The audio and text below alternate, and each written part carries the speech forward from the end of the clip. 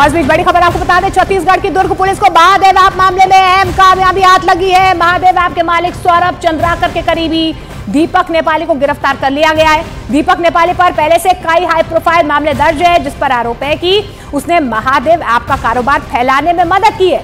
दीपक नेपाली पर एनएसए के तहत मामला दर्ज कर लिया गया है।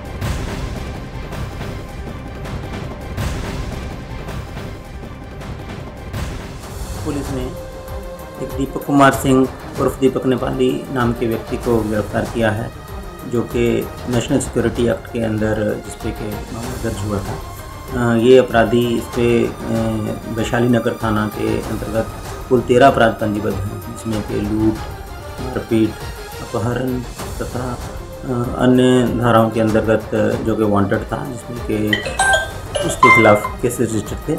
इसके अतिरिक्त इसकी जामुल और भिलाई 3 थाना जो है उसमें भी महादेव ऐप से जुड़े हुए कुछ प्रकरण इस पर पंजीबद्ध हैं।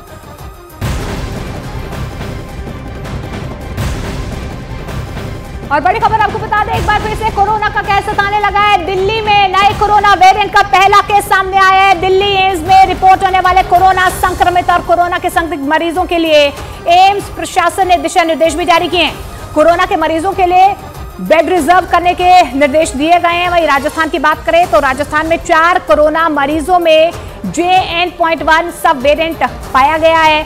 अजमेर के दौसा में, भरतपुर और झुंझुनू के मरीजों में भी JN.1 सब वेरिएंट सामने आया है। तो आपको बता दें कि दिल्ली में कोरोना के JN.1 वेरिएंट का पहला मरीज सामने आया है, जिसके बाद स्वास्थ्य विभाग अलर्ट हो गया है। इस सिलसिले में एम्स प्रशासन ने नए दिशा निर्देश भी जारी कर दिए हैं। एम्स निदेशक ने सभी विभागों के साथ बैठक की है और टेस्ट बढ़ाने के दिशा निर्देश दिए हैं।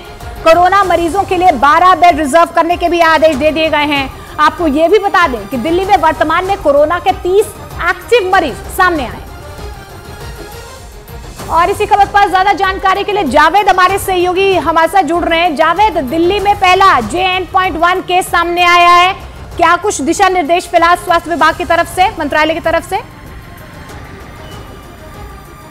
देखिए, दिल्ली में पिछले कई दिन से 400 से 500 टेस्ट रोजाना हो रहे थे, जिसमें 5-7 केस आ रहे थे। जीनोम सीक्वेंसिंग के लिए रिपोर्ट गई हुई थी, 3 सैंपल भेजे थे, जिसमें एक JN.1 का मरीज दिल्ली में मिला है। तो दिल्ली के लिए ये बड़ी खबर है, क्योंकि अभी तक दिल्ली में इस वेरिएंट का मरीज नहीं मिला था। कोरोना वेरिएंट का एम्स की तरफ से दिशा निर्देश बाकायदा जारी किए गए हैं, बेड रिजर्व रखने के लिए कहा गया है। केंद्र सरकार के दिशा निर्देशों के अनुसार ही दिल्ली सरकार भी काम कर रही है।